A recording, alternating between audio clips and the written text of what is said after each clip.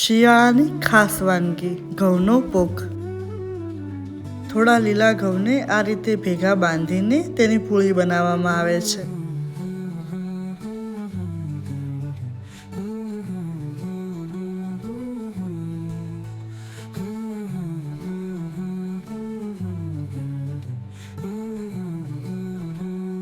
બધી પૂળી બની જાય એટલે તેને આગમાં આ રીતે શેકવામાં આવે છે.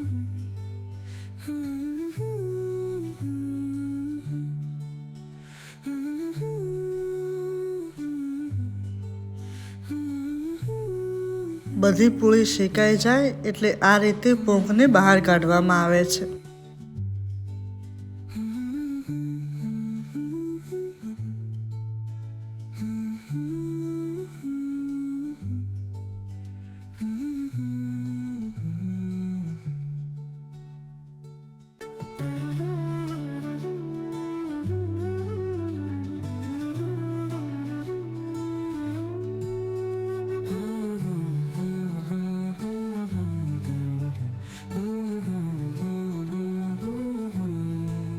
તૈયાર છે આપણો ઘઉંનો પોક.